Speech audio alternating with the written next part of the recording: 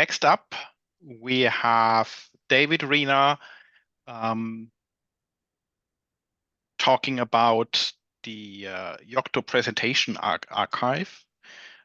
David Reyna is with Wind River, and he's one of the organizers of the summit. So, welcome, David. The mic is yours. Thank you so much, Jan Simon. Okay, so yes, one of my jobs with Yocto Project is I'm actually the training lead, and that's why I've been running all these summits and conferences these years. And I wanted to catch up on some of the things we've been doing in that committee, and one of it is trying to actually present an archive of all the presentations that have happened, and also some general training initiatives that we've been starting this year. So let me move to the next slide. Here we go. Yes, initiatives. So I'll be showing the presentation archive that captures and shares all of your work over these years. I wanted to talk about some of the things we want to do about turning some of the existing tutorials hands-on, creating hands-on tutorials from existing hands-on classes so that you can make them self-study, self-paced classes that you can get from the Yocto homepage. I want to talk about ideas about gamification to try to make some of our tutorials and hands-on kind of more fun and interactive. We're looking at some initiatives getting Yocto Project content into some universities and some other training activities that we wanted to pursue. So with no further ado. So we have had more than 300 presentations given at the various summits and DevDays. Over 7 summits, 14 DevDays actually, and we'd like to share that. So, and add that to the Yocto Project homepage so that people can find it, search it, do all that stuff. And so I've already published a Excel file that gives a summary of that information. And let me just go ahead and pop that up and show you what it looks like. So here's a kind of a quick preview of what's happening. This is a work in progress. We made a lot of progress. We have this conference already put into the spreadsheet. We have the Dev Day Vienna, the ELC itself, the conference, and the various Dev Days and before that. And you can see that we have the date, the event, the title, the abstract, the authors, the type of presentation, keywords. And this is really in progress. I've done a first pass on keywords, and there's a lot of more can be done because a lot of topics are covered very deeply in a lot of these conversations. Where you can find the slides, where you can find the videos. So I think this really will open the doors for people to try to find old content, because right now it's kind of scattered. I want to bring that together. Here's a summary of the events that we've been covering. I go back to my first event, which is Dusseldorf in 2014. We started capturing the Dev Day stuff into our wiki, starting with Portland, and we moved to pre-talks here in 2021. And here's where the slides are, where the videos are in our channel on YouTube, and I'll start filling in the rest of this content over the next period and start capturing more of the conference talks into the thing. So, and just a preview of who's presented. We've had a lot of presenters. And I'd like to really give credit to everyone who's contributed. It's all volunteer work. We have 137 unique authors that have contributed work, and we really, really appreciate all that you guys have done. Okay, so back to the presentation. And if you guys want to take a chance, stab at this and take a turn, trying to extract like keywords and such to help the search, that would be fabulous. We very much could welcome the help. And I'll work with Michael Halstead as soon as he recovers from all the virtual classes he was able to create on the fly, and also all the work he's been doing, of course, moving the data center. When he gets a break to breathe, we'll get this up and running on the home website. So back to the presentation. Slides. Here we go. Okay. So next thing we're looking at, again, I mentioned turning the existing hands-on classes and extended presentations into tutorials. So for a self-paced manner, we have a lot of those that can be just slightly reworked to make it independent from the Dev Day or Summit for which they were written. make it, really give the instructions how to set up your host, that kind of stuff, and set up your project so that you can then run the exercises. We also have some regular presentations. I think could be turned into some hands-on activities by adding exercises to them.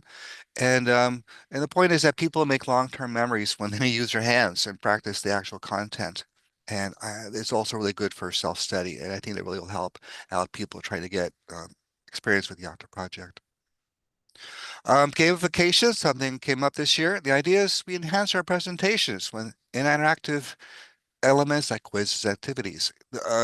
Not so much for the presentations in this conference because we're pretty much right on the half hour, but for longer presentations and for hands-on exercises, I think it kind of adds a little bit of fun, adds knowledge. If you've ever taken a required class at your corporate, you'll know that when you pay attention when there's a quiz at the end.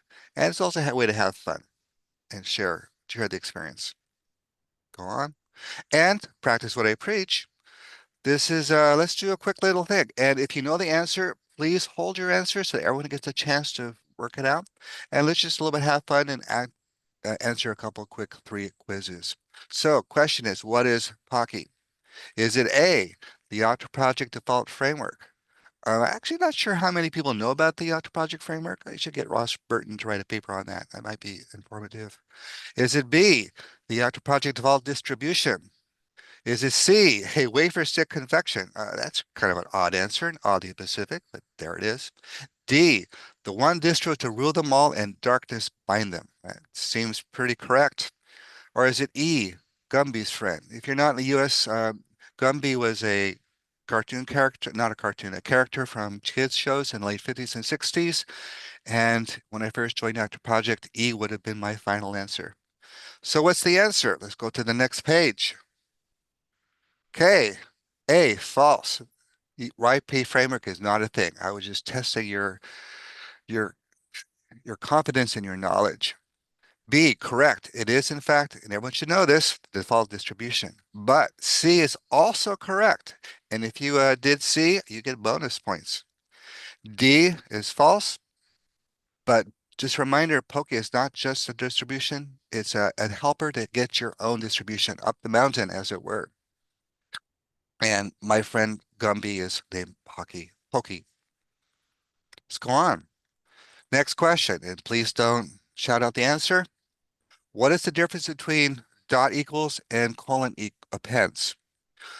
Um, They're both append syntaxes, and I know that when they added the colon append, there was a lot of talk about how it's replacing things or removing things or adding new features, and there's a lot of discussion about what happened, and I'm not quite sure how it fell out. So, and I know that we tried to support backwards syntax compatibility. So let's try A, see what happens. Oh, okay. So those are both current and valid. The older syntax that was moved was underscore append. Okay. And if you're unsure of the answers, here's a helpful little link. Let's pop this and see what happens. And there we are. There is a whole description of how this came about, what the changes are, and what we can learn. So if you answered it wrong, let's go ahead and educate you and point you to the right documentation. Try again. Okay, B. I know that one of the things I fear is I'll learn something about bit-bake syntax and it'll work great somewhere and then it'll completely fail in some other context. And there's no different context than Python expressions, which are kind of odd and strange in the middle of bit-bake. So I'm anxious. So I'm going to answer B.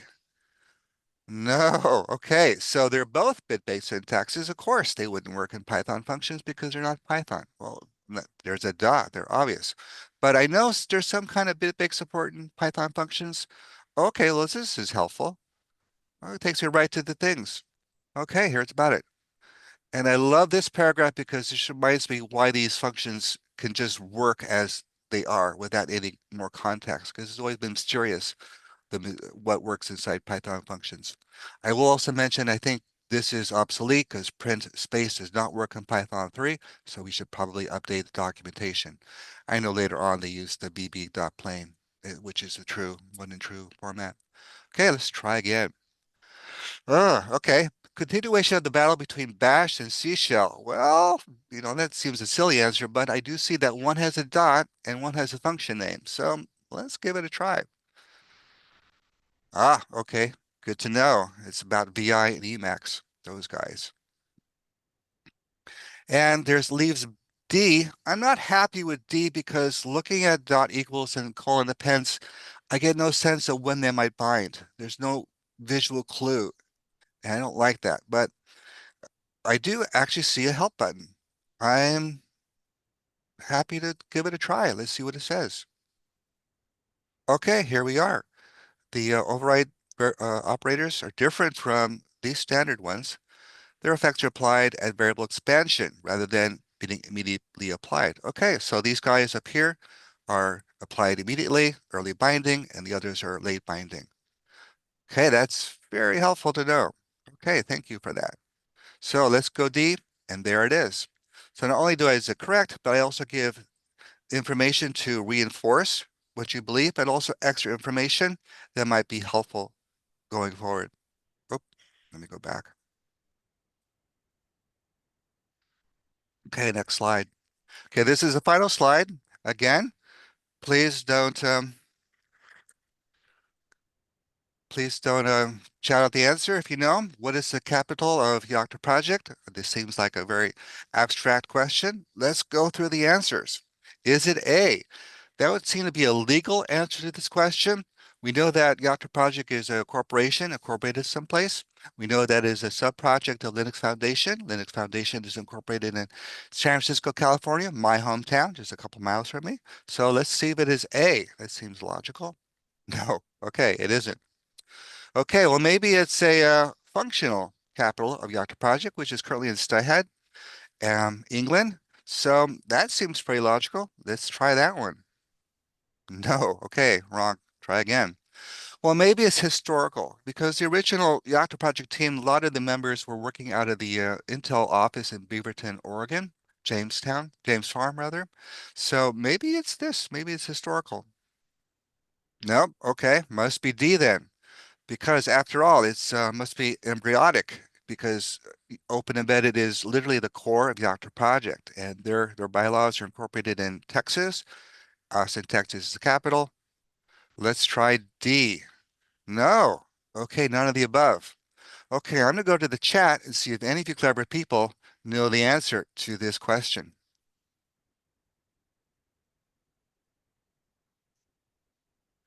Okay, Chuck, you are very clever.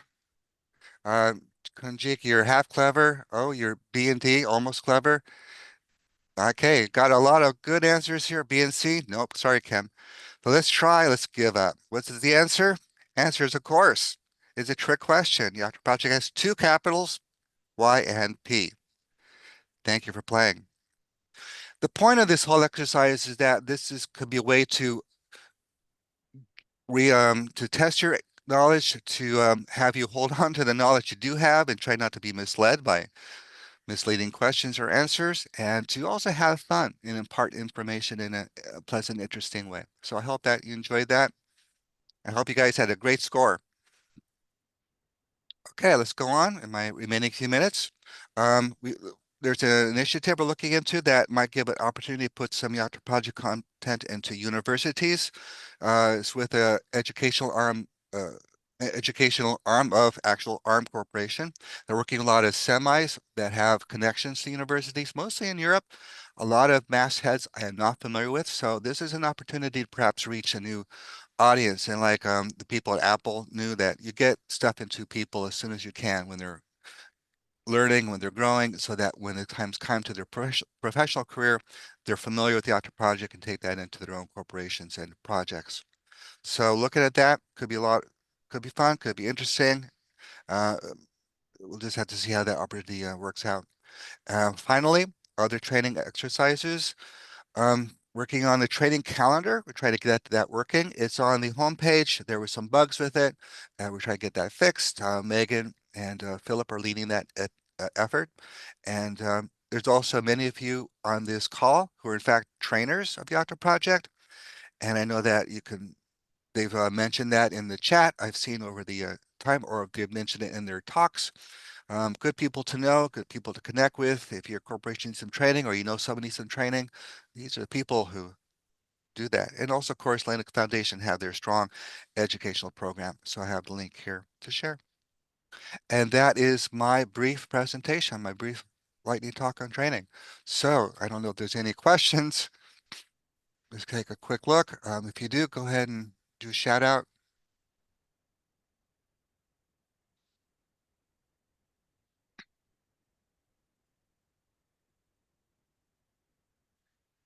The Yocto Project capital is nowhere and everywhere. Giant head of the celestial being. I like that answer, Wendell. Okay. Is there a project about translating some of the training resources? I've actually not seen that question before. I know that some of our ambassadors are in foreign languages. I know Marco does Italian, and I forget the name of the gentleman in Japan, but they do language specific local content. Um,